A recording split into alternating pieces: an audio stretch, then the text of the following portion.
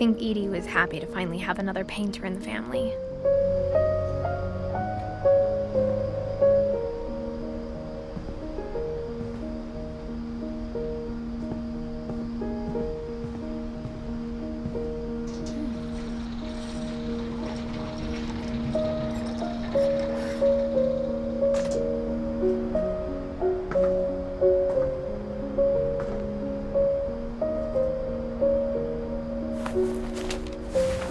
Milton Finch in The Magic Paintbrush.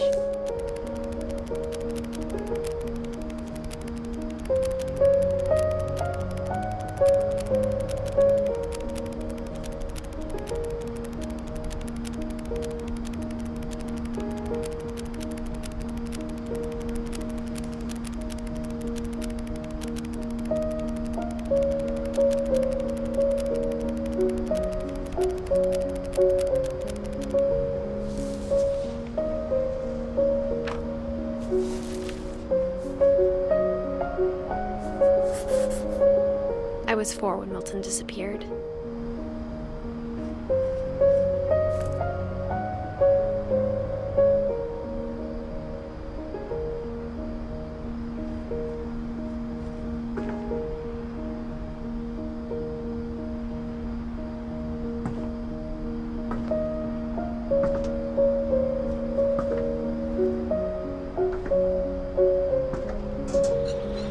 Mom spent months searching for my brother.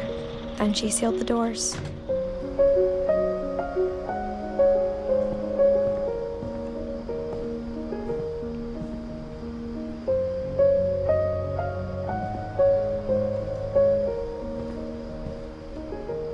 Whatever Milton had found in the house, Mom didn't want it getting out.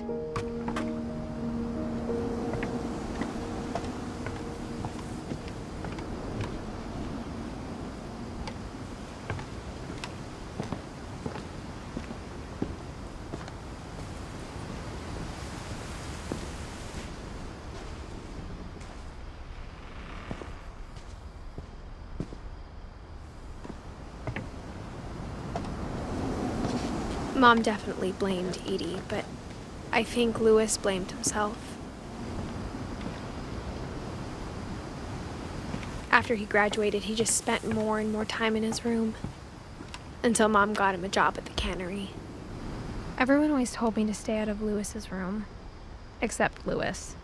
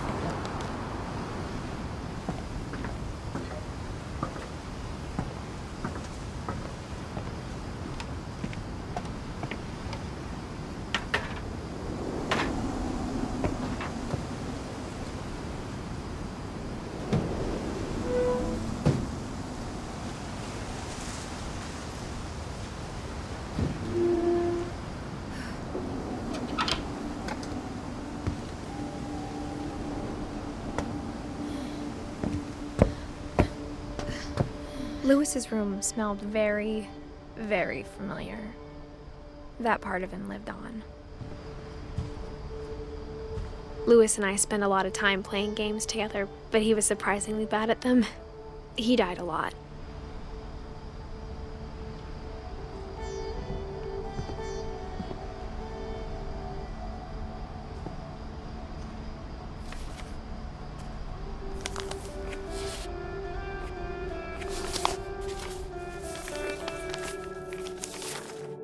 Dear Mrs. Finch, as Lewis's psychiatrist, I can understand your desire for an explanation. As I see it, the trouble began in January, shortly after we convinced your son to seek treatment for substance abuse. Newly sober, I believe Lewis first noticed the monotony of his daily life.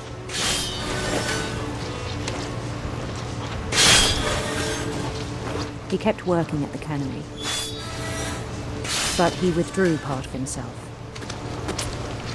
In our sessions, I saw the same behavior. His mind began to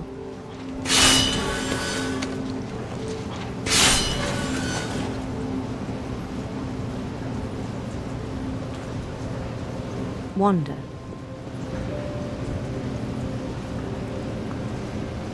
I asked him to describe it.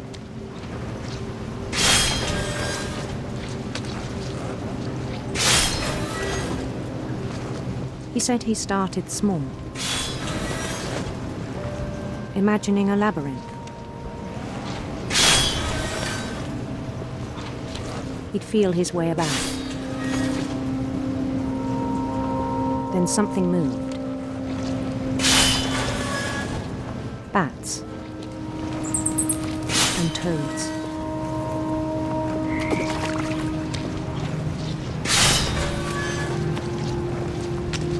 And things that have not names. He knew it was all in his head.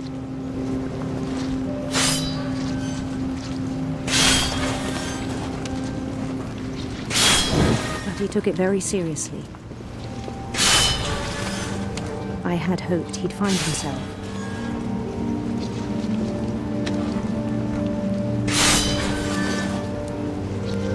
But he found something more. I worried about him then, daydreaming at the cannery. I spoke with his boss, but he said Lewis had become a model employee. Methodical, tireless, focused. Like a whole new Lewis. So I let him go on.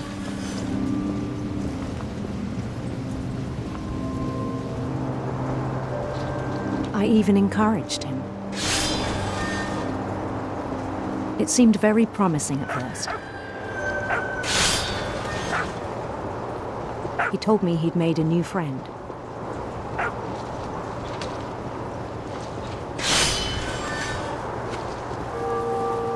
On the edge of a city he named Lewis-topia. He built the city up slowly, brick by brick. Then he made musicians.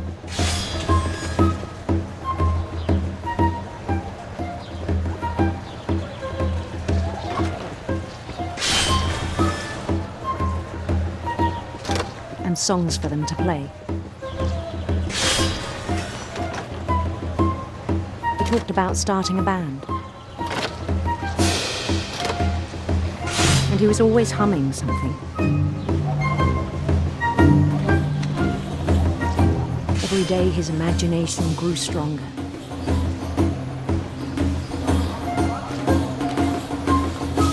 He no longer spoke at the cannery. But his chopping was as reliable as ever. Then one day it struck him that all the cheering crowds, even the stones under his feet, were all in his imagination, so he could do whatever he wished.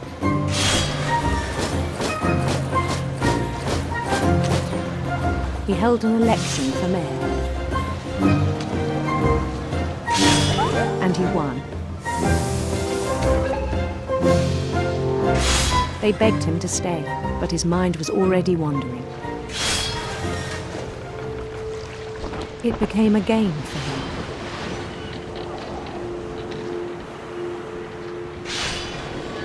He'd conquer a city, then immediately push on. New Louisville.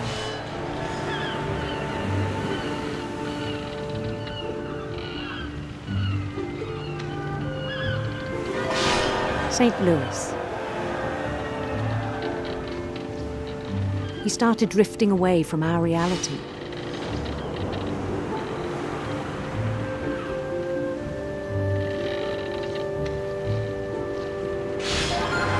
Minneapolis, until one day he forgot to go home from the cannery. Even as his mother pleaded with him, part of Louis kept sailing on.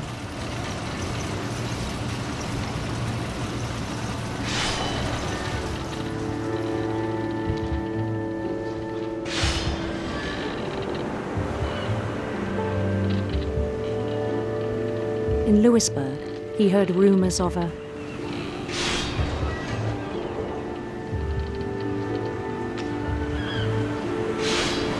handsome queen.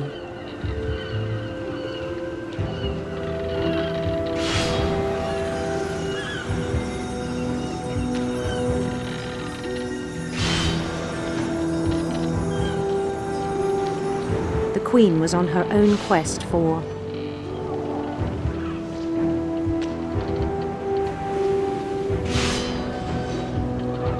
radiant rainbows.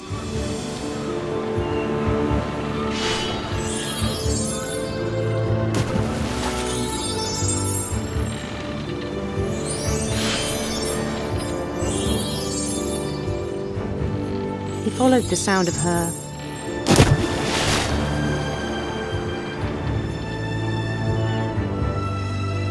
electric sitar.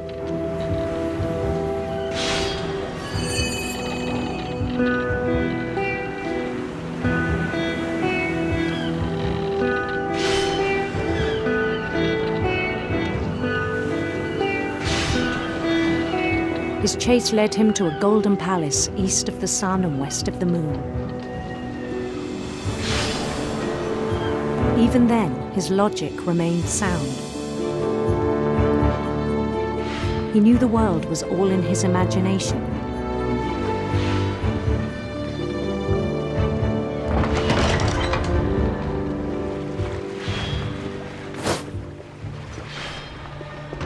But he was so proud of having created it. In his own eyes, he'd become something greater than a king.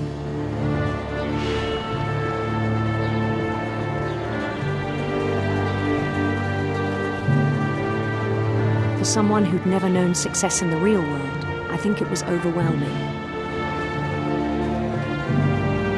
And then it struck him that the real Louis was not the one chopping salmon, but the one climbing the steps of a golden palace.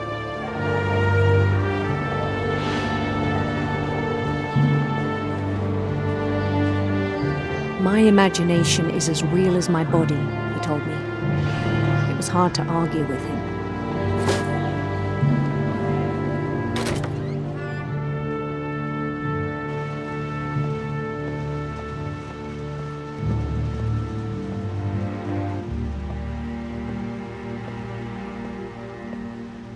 He began to forget the world we know.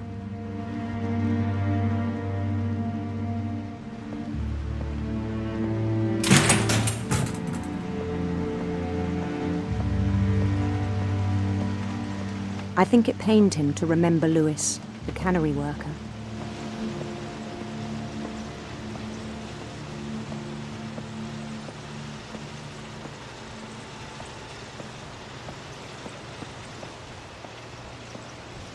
He began to despise the man with a royal contempt.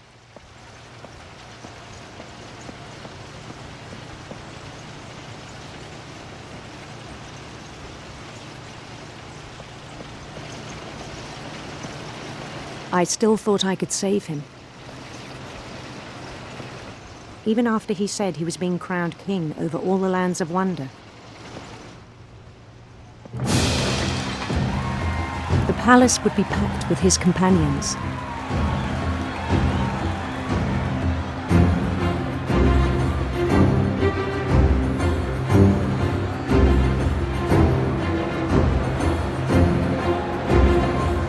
Including the wise Calico who'd insisted on inviting him.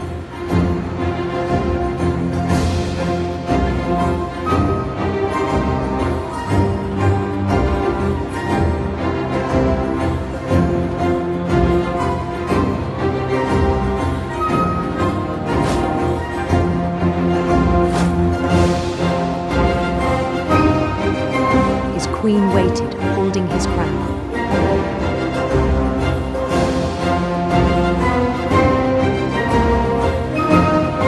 There was only one thing left to do.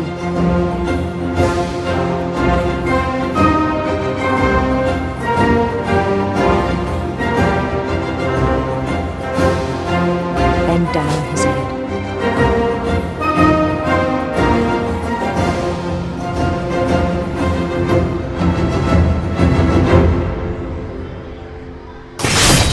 And the rest I think you know.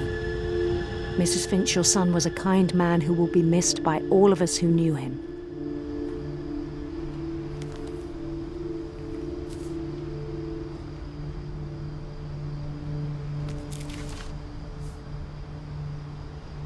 My brother was really cool.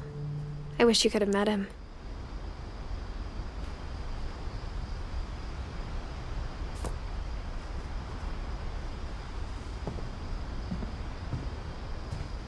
He was so proud of being Indian.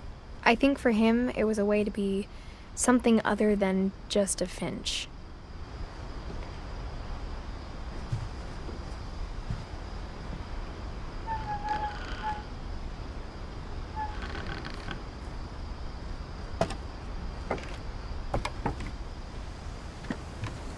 On the way back from Lewis's funeral, my mom told me to start packing.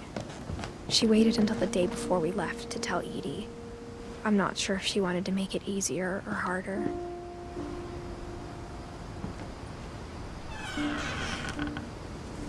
I wish we'd stayed. But I understand why we left.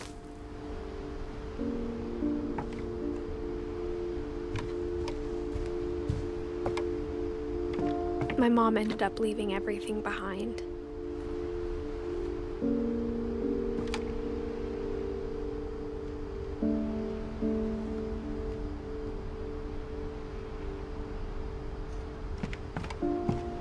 What happened that night had been coming for a long time. Maybe it should have come sooner.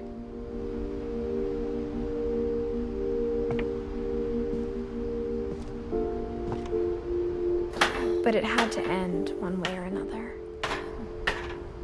All that's left now is to tell you about that last night.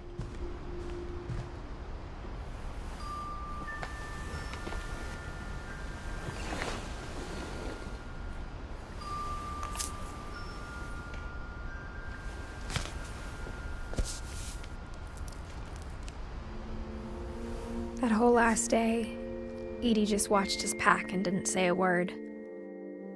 Until supper, when she raised her glass and said, "To our final night together, and all our final nights apart." Grandma, you know what I said about alcohol. Some of your medications are very Edith, specific. I left a present for you in the hallway. Why don't you go open it? The grown-ups have to argue now. I'm sorry, you're right. We're all leaving tomorrow. Let's just enjoy our last... I'm not leaving. Edith, you're excused.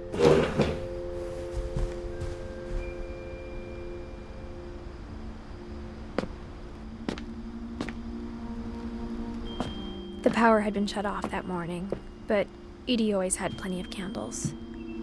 When my mom sealed the library, I don't think she knew about the other entrance, or that Edie had a key to it.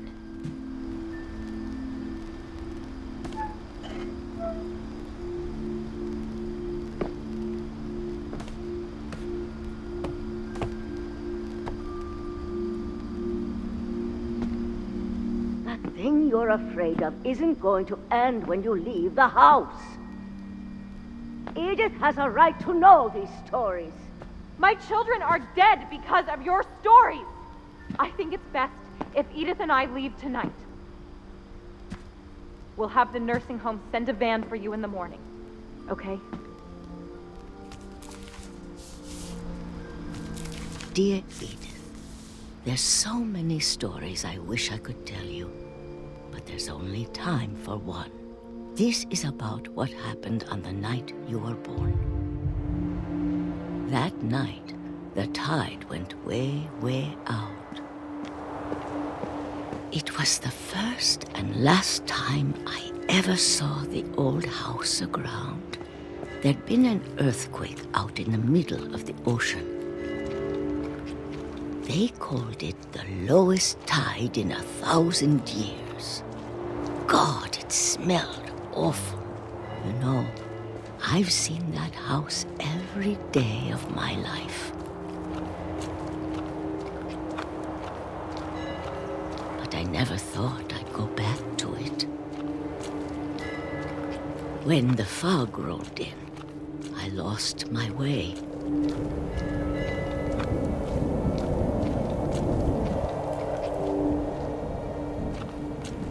I got turned around.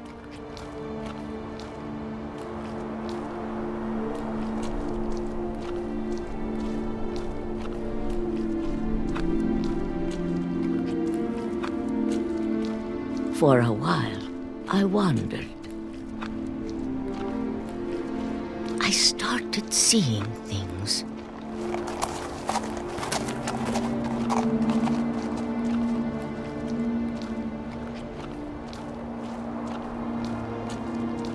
Things I'd forgotten had ever existed.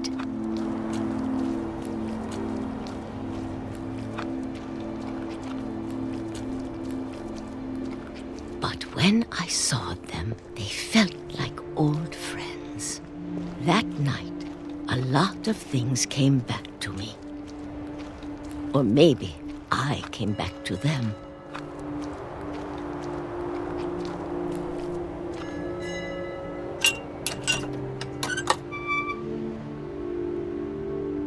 Things I can't explain, but that I need you to try and... Edith, what are you doing in here? It's mine. Edith! Mom, you're gonna rip it! Let go! I kicked and screamed, but Mom dragged me to the car. I never saw Great-Grandma Edie again. The next morning, the van came to pick her up, but she was already gone. After that, we moved around a lot.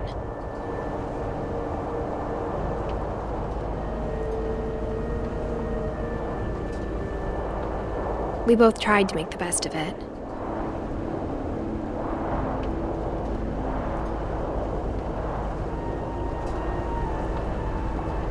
A few years went by.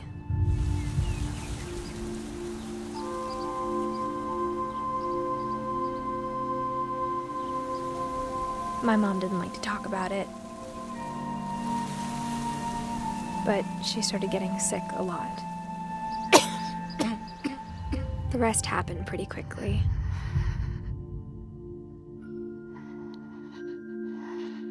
She got better for a while, and then she didn't. And then I was alone. The last Finch left alive.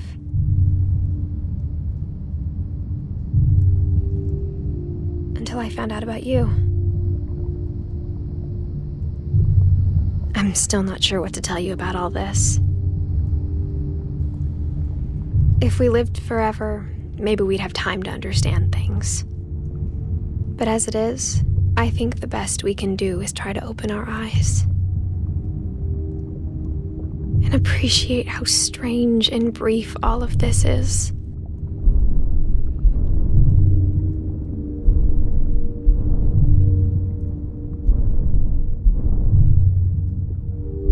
This journal was supposed to be for you. But now I hope you'll never see it. I just want to meet you and tell you all these stories myself. But I guess if you're reading this now, things didn't work out that way.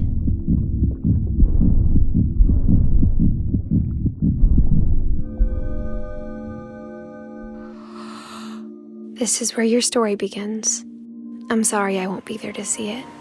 It's a lot to ask, but I don't want you to be sad that I'm gone. I want you to be amazed that any of us ever had a chance to be here at all. Good luck.